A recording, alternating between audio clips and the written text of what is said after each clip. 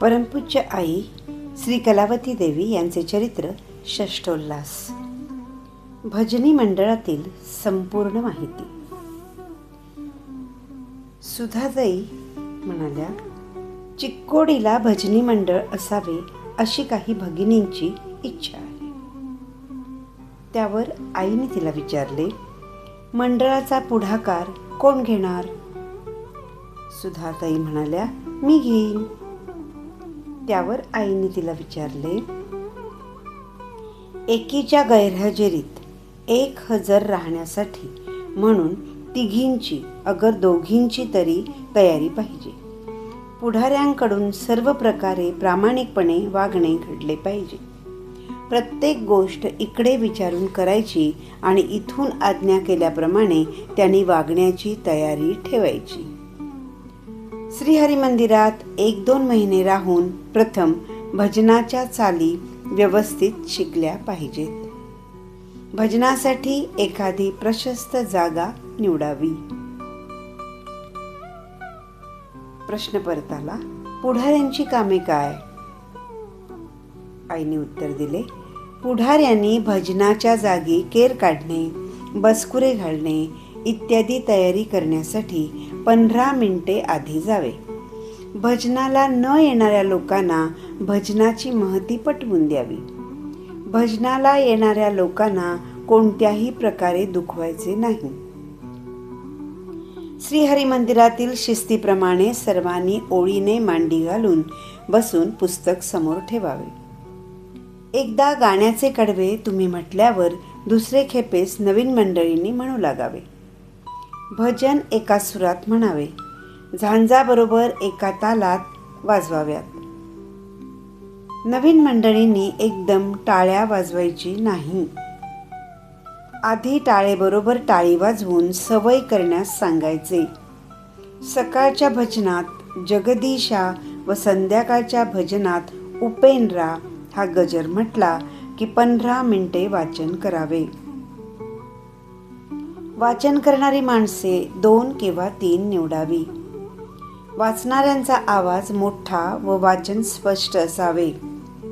वाचण्यास पुस्तके नंबरवार घ्यावीत. 1 गोपाळकाला, 2 सत्वशील राजे, 3 संतमेळा, 4 सुबोध भानू, 5 त्रिवेणी संगम, 6 कथा सुमनहार, 7 सिद्धारूढ वैभव, 8 बोधामृत, 9 श्रीकृष्ण प्रताप. भजनाला बसल्यावर भजन संपेपर्यंत मध्ये इकडच्या तिकडच्या गोष्टी बोलावयाच्या नाहीत. भजन संपल्यावर वाटेवर बोलत उभे न राहता भजनाचा आनंद घेऊन थेट घरी जायचे, नाहीतर प्रार्थनेचे फळ मिळत नाही. प्रश्न आला, भजनाला बाहेरचे बोलावणे आले तर जायचे का? आईने उत्तर दिले, भजनाला बोलावणे येईल तिकडे जाण्यापेक्षा रोज एकाच ठिकाणी भजन करण्याने मन स्थिर होण्यास अधिक मदत होते. पुन्हा प्रश्न विचारला गेला, एक दिवसाचे उत्सव करावयाचे की कसे? आई म्हणाल्या, हिम्मत असल्यास सर्वच उत्सव करण्यास हरकत नाही. पुन्हा प्रश्न विचारला गेला, रविवारी बालोपासनेचा कार्यक्रम कसा काय असावा? आईने उत्तर दिले, आधी 15 मिनिटे सामुदायिक नामस्मरण, 15 मिनिटे पुस्तक वाचन, त्यावर बालोपासना घ्यावी. पुन्हा प्रश्न आला, बेळगावला भजनानंतर जसे ध्यानाला बसतात तसे आम्ही करावयाचे का? उत्तर आले, त्याचे नाव ध्यान नसून त्याला अजपाजप म्हणतात. भजनात मन रमू लागले म्हणजे अजपाजप साधतो. त्याची पद्धत डोळे मिटून श्वासोश्वासाकडे लक्ष ठेवणे. पुन्हा प्रश्न विचारला गेला, बाहेरच्या ठिकाणी भजन होते त्यावेळी एखाद्या उत्सवातील भजन अगर अभंग घेतला तर चालेल का? उत्तर आले, चाली येत असतील तर घ्यायला हरकत नाही. अजून प्रश्न विचारला गेला. आपले चिक्कोडीला येणे व्हावे अशी आम्हा सर्वांची फार इच्छा आहे. तरी आम्ही त्यासाठी कोणती उपासना करावी? उत्तर आले, प्रत्येकीने भगिनीच्या नात्याने वागून वादविवाद न करता मिळून मिसळून प्रेमाने रोजचे भजनच व्यवस्थित चालवावे. म्हणजे आईना तेथे सहजच यावेसे वाटेल. आईंचा सहवास विशालाक्षी यांना जवळजवळ 2 महिने लाभला. त्या अवधीत त्यांना दिलेले शिक्षण खालीलप्रमाणे त्यांनी लिहून ठेवलेले आहे. आदर्श संसार. आई माझ्याकडे येण्यापूर्वी आई दुसऱ्या कोणाचे हातचे खात नाहीत. स्वतःच स्वयंपाक करून जेवणे त्यांना आवडते. स्वच्छता, टापटीप, नीटनेटकेपणा, व्यवस्थितपणा यावर त्यांचा फार कटाक्ष आहे. त्यामुळे त्यांच्या मदतीला माहितगार माणसेच लागतात. इत्यादी गोष्टी माझ्या ऐकिवात आल्या होत्या. असे असेल तर आईची सेवा माझ्या हातून कशी पार पडेल याबद्दल माझे मन उदास झाले. परंतु प्रत्यक्ष आई माझ्याकडे आल्यावर सहवासांती मात्र मला अगदीच वेगळा अनुभव आला. आईंच्या सहवासात आलेल्या माणसांना त्यांच्याकडून केवळ पारमार्थिक शिक्षणच मिळत असावे असा पूर्वी माझा समज होता. पण सहवासांती तेही साफ खोटे ठरले. आईने मला यथेच्छ बोधामृत पाजविले. आई आमच्या घरी आलेल्या दिवशी स्वयंपाकाची वेळ झाल्यावर आईंच्यासाठी सोवळ्याने स्वयंपाक करावा लागतो की कसे असा विचार माझ्या मनात आला. इतक्यात आई माझ्याजवळ आल्या आणि विशालाक्षी, मला सोवळ्याने केलेला स्वयंपाक लागतो हे खरे, पण सोवळे नेसून शिवशील शिवशील म्हणत मुलांनी स्पर्श केला की त्यांना मारीत, शिव्या देत स्वयंपाक करणे असले सोवळे मला आवडत नाही. स्वयंपाक करीत असता अन्य विचारांना मनात थारा न देता स्वयंपाक करण्यामध्येच पूर्ण गढून जाणे याला मी सोवळे समजते, असे आईने सांगितले. त्यावर मी विनंती केली, आई, तुम्ही तुमच्या आवडीनिवडी मला जर सांगितल्या तर तुमची सेवा माझ्याकडून यथासांग होईल आणि तेणेकरून माझी इच्छाही सफल होईल. आई म्हणाल्या, मुख्यतः मला स्वच्छता लागते. स्वच्छता म्हणजे दूध व पाणी स्वच्छ फडक्याने गाळून घ्यावयाचे. नळाचे किंवा विहिरीचे पाणी घरात आणतेवेळी कोठे आजूबाजूला हात लावावयाचे नाहीत. तसेच पाणी भरून त्या भांड्यावर झाकण घालेपर्यंत बोलावायचे नाही, कारण झाकण घालण्यापूर्वी ते जमिनीवर न ठेवता ताटात ठेवणे. आईंचे हे बोलणे ऐकताना मला फार सोपे असे वाटले, परंतु प्रत्यक्ष आचरणात आणतेवेळी मात्र अतिशय जड गेले. उदाहरणार्थ, विहिरीवरून पाण्याची घागर आणतेवेळी अबोला धरणे मला प्रथम जमले नाही. त्यामुळे ते पाणी झाडांना घालावे लागले. असे 5 वेळा घडले. तसेच पाणी भरून झाल्यावर गाळण्यासाठी वापरलेला पंचा काढतेवेळी तो मी पिळून घेतला. इतक्यात आई तेथे आल्या. त्याने अगदी गोड शब्दात विचारले, विशालाक्षी, पाणी गाळून वापरायचे कशासाठी? मी म्हणाले, कचरा पोटात जाऊ नये म्हणून. आई म्हणाल्या, होय ना, तर मग तू फडके त्याच पाण्यात पिळून घेतलेस तेव्हा त्या कचऱ्याचा अर्क त्यात नाही का आला? त्यापेक्षा पाणी न गाळता वापरले म्हणून कोठे बिघडले? त्यावर ते पाणी टाकून पुन्हा मी पाणी भरले. त्यामुळे झाले काय तर 10 मिनिटांच्या कामाला मला जवळजवळ 40 मिनिटे लागली. याप्रमाणे स्वच्छतेबद्दल जरी आईंच्याकडून माहिती मिळाली तरी आईंना स्वयंपाक करून वाढण्याचा मला फारसा योग आला नाही, कारण माझा फारच तापट स्वभाव होता. एखाद्या क्षुल्लक कारणावरून मला राग येई, त्यावेळी धुसफुसत, कधीकधी आदळापट करीत राहणे किंवा राग आल्यावर अनावर झाला म्हणजे काही ना काही निमित्ताने कोणावरती तो राग काढणे असे माझ्याकडून घडे. त्यामुळे आई वाराचे निमित्त पुढे करून मधून उपवास करीत. पण उपवासाचे कारण माझा तापटपणा हे त्या दाखवून देत नसत. कधी आज मी मद्रासी स्वयंपाक करून वाढते, आज पंजाबी स्वयंपाक करते असे म्हणून युक्तीने त्या स्वयंपाकघरात जात आणि स्वतः खमंग स्वयंपाक करून आम्हाला वाढीत असत. एकूण अशा तऱ्हेने मी केलेला स्वयंपाक जेवण्याचे त्या टाळीत असत. आश्चर्य करण्यासाठी गोष्ट ही की मला ज्या कामाला 4 तास लागायचे ते काम आईंचे 1 तासात व्हायचे.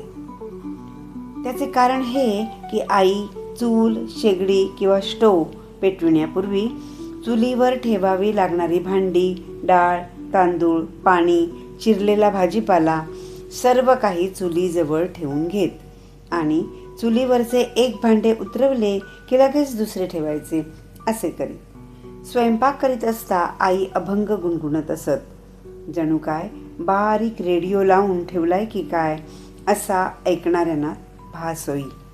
त्या तंद्रीत केव्हा स्वयंपाक झाला हे त्यांना देखील कळत नसे. मात्र स्वयंपाकात चिंच, गूळ, मीठ, मसाला सर्व काही व्यवस्थित असावयाचे. दिसायला शोभिवंत आणि चवीला जणू अमृतच असे वाटावयाचे. आमची कामे म्हणजे स्टोव पेटवायचा आणि चहाला आधण ठेवायला पातेले घ्यायला जायचे.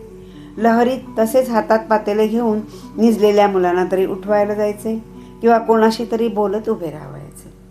नाहीतर ताजे पाणी आणावयाला म्हणून विहिरीवर तरी जायचे. तोवर विनाकारण स्टोव पेटत राहायचा. स्टोववर आधण ठेवायचे आणि कोणाशी तरी बोलत उभे राहायचे. तोवर आधणातील पाणी आटून जायचे. चुलीवर दूध ठेवून मुलांना आंघोळ घालायला जायचे आणि इकडे दूध उतून जायचे. हे पाहून एकदा आई म्हणाल्या, 1 पैसा हरवला म्हणून कंदील घेऊन तासभर शोधायला लागायचे आणि तेलाचे 4 पैसे घालवायचे ही आमची काटकसर. हे आईंचे बोलणे मला पटले. आईने करत असलेल्या प्रत्येक कामात वेळ, खर्च आणि त्रास या तिन्हींची बचत होत असलेली पाहून खरोखर नवल करण्यासारखे आहे. जितक्या अधिकाधिक सुखसोयी होतील तितका आळसाला वाव मिळतो आणि त्यामुळे वागण्यात शिस्त राहत नाही. कुकर लावलाय म्हणून निश्चिंतपणे शेजारी जाऊन गप्पा मारीत बसावायचे आणि शाळेची वेळ झाली म्हणून मुले बोलवायला आली की घाईघाईत चपाती लाटायला आणि आमटी करायला वेळ नाही म्हणून नुसता भात आणि वरण खाऊन जा आणि 2च्या सुट्टीत येऊन चपाती खा असे मुलांना सांगायचे. असे तुमच्याकडून घडते. संसारच धड होत नाही तर परमार्थ कसा साधणार असे एकदा आई मला म्हणाल्या. त्याची वरचेवर मला आठवण होते. एके दिवशी आईंच्या करता म्हणून मुद्दाम मी पोळ्या करू लागले. इतक्यात आई माझ्याजवळ आल्या आणि विशालाक्षी, तुम्ही सर्व भात खाणारे लोक, तेव्हा या पोळ्या कोणासाठी करतीस? माझ्यासाठी? मी पोळ्या खाणार नाही हं. तुम्ही जे खाता तेच मला चालले. कोणतेही पदार्थ माझ्यासाठी म्हणून मुद्दाम करीत जाऊ नकोस असे त्यांनी मला बजावले. हे ऐकून मी स्तब्धच झाले.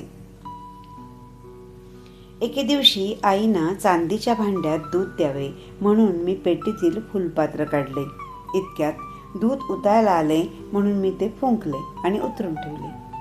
त्यावर ते फुलपात्र मी माझ्या पातळाच्या निर्याने पुसू लागले. आई म्हणाल्या, पातळाच्या निर्या खाली लोळत असतात तेव्हा त्यांनी पुसून भांडे स्वच्छ होईल कसे? त्यावर मी पदराने पुसू लागले.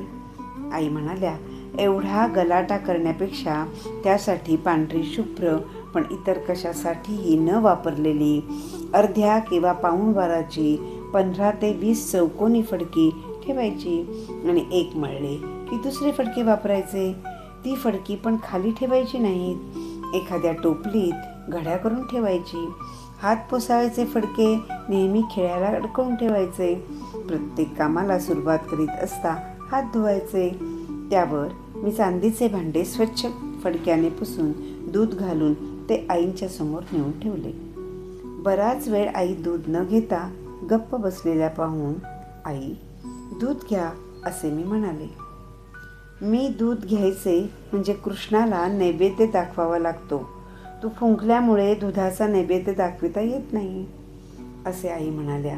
यावरून आईंच्या पुढे काहीच लपून राहत नाही हे मला कळून आले. एके दिवशी मी चकल्या केल्या आणि आईंना चव बघण्यास सांगितले. थोड्या वेळाने चकल्या कशा काय झाल्या आहेत असे मी विचारले. तेव्हा आई म्हणाल्या, त्रिरंगी.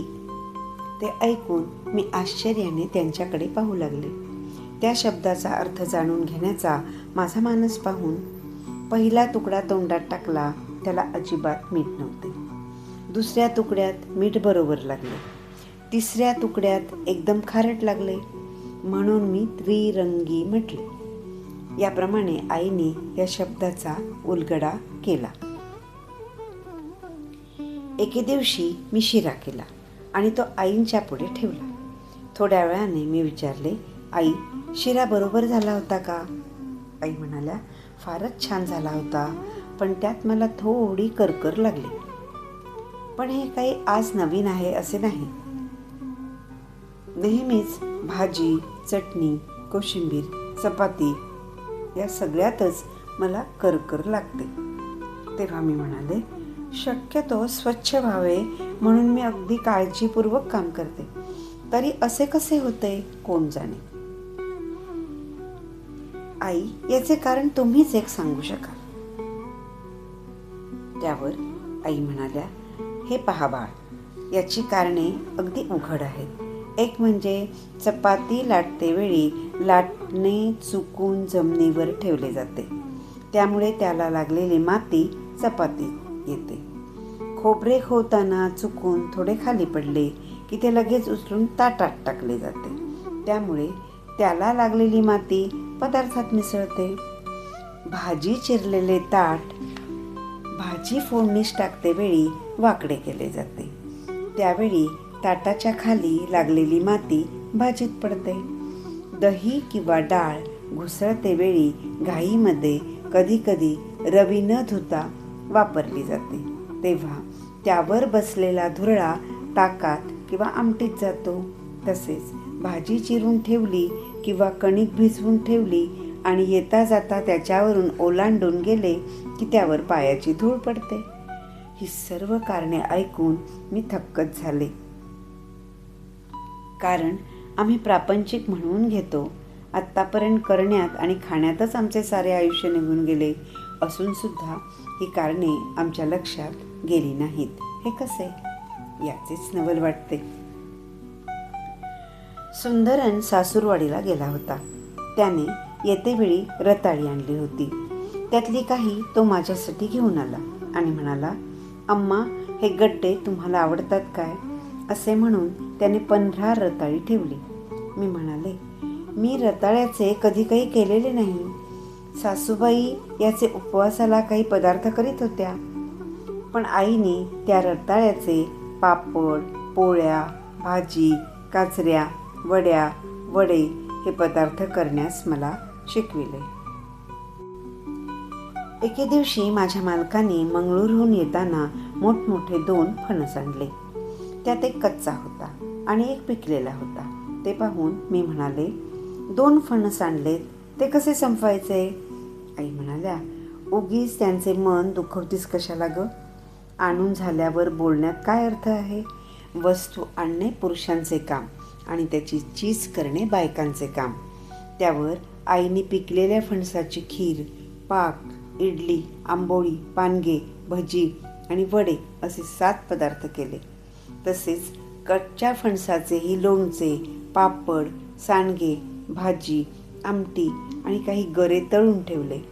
एकूण 6 पदार्थ केले. ते पाहून आम्ही उभयता थक्कच झालो. एके दिवशी उजेडल्याबरोबर चिक्कमंगळूरहून माझी सख्खी बहीण माझ्याकडे आली. मुलाच्या वाढदिवसानिमित्त तुला बोलवायला आले असे ती म्हणाली. येतेवेळी तिने आपल्या शेताच्या भाताचे 5 पायले पोहे करून आणले होते. ते पाहून मला राग आला. त्या भरात मी, एवढे पोहे कशाला आणलेस? येथे काय लग्न आहे? असे म्हणून तिला तडातडा बोलले. तिला आईंच्याविषयी आदर नाही याबद्दल आधीपासून तिच्यावर माझा राग होताच. त्यात तिला बोलायला पोह्याचे निमित्त झाले. आईना कोणाचे मन दुखावलेले आवडत नाही. तिच्यावरचा माझा राग शांत व्हावा म्हणून अगं पोहे आणायला मीच तिला कळविले होते. उद्या गुरुपौर्णिमा आहे ना, म्हणून सर्वांना प्रसादार्थ मी पोहे वाटणार आहे. आईंच्या या वाक्याने मी शांत झाले. पण आईंच्या बोलण्यातील खुबी मात्र मला दुसरे दिवशी समजली. उगीच्या उगीच मी रागावले या विचाराने मला वाईट वाटले. त्यापासून फायदा काय झाला तर 2 दिवस माझे डोके दुखले. त्यामुळे मला निजून राहावे लागले. आश्चर्याची गोष्ट ही की आईने थोडे सुद्धा पोहे शिल्लक न ठेवता त्या पोह्यांचे 7 भाग करून 7 तऱ्हेचे पोहे केले आणि भजनानंतर सर्वांना बसवून केळीची पाने ठेवून पानावर ते पोहे वाढले. हिरव्या पानावर सप्तरंगी पोहे अतिशय शोभून दिसत होते. तत्पूर्वी द्वादशीच्या दिवशी 7 तऱ्हेचा भात करून भजन मंडळींना त्यांनी जेवू घातले होते. हा दुसरा नमुना मला पाहावयास मिळाला. आईंच्यासाठी काही पदार्थ अगर पक्वान्न करून आणण्याबद्दल कोणी त्यांना विचारले असता तुमच्या हातचे खाण्याचा मला योग नाही असे आई नेहमी सांगायच्या. बरेच दिवस आईंच्या या बोलण्याचा मला उलगडा झाला नाही. एके दिवशी मी आईंना विचारले, आई तुमच्यासाठी खास काही पदार्थ कोणी करून आणू का असे विचारले असता मला खाण्याचा योग नाही असे तुम्ही नेहमी म्हणता, तेव्हा याचा अर्थ काय? तेव्हा आई म्हणाल्या, पुष्कळ वेळा मी खावे म्हणून अनेक तऱ्हेचे पदार्थ पक्वान्ने कोणी कोणी आणीत असतात.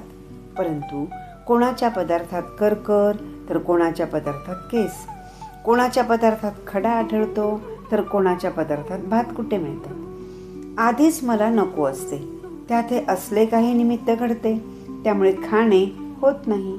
तेव्हा याला योग नाही असे म्हणावायचे नाही तर काय म्हणावायचे? इतक्यात एक भगिनी आईंच्यासाठी मुद्दाम बटाटवडे करून घेऊन आली आणि तिने आईंना खाण्यासाठी आग्रह केला. तेव्हा आईने डबा उघडला आणि जवळ बसलेल्या भगिनींना त्यातील एक एक वडा दिला व आपण पण एक घेऊन त्याचा तुकडा मोडला. तोच त्यात नारळाच्या करटीचे 2 तुकडे आढळले. त्यावर त्यांनी दुसरा वडा हातात घेतला, त्यातही करटीचा तुकडा मिळाला. एकूण 3 वड्यात करटीचे तुकडे आढळले. ते सर्व माझ्या हातावर ठेवून ही कृष्णाची जादू पहा असे आई म्हणाल्या. तेव्हा आईंच्या त्या वाक्याचा मला उलगडा झाला. ओम नमः शिवाय.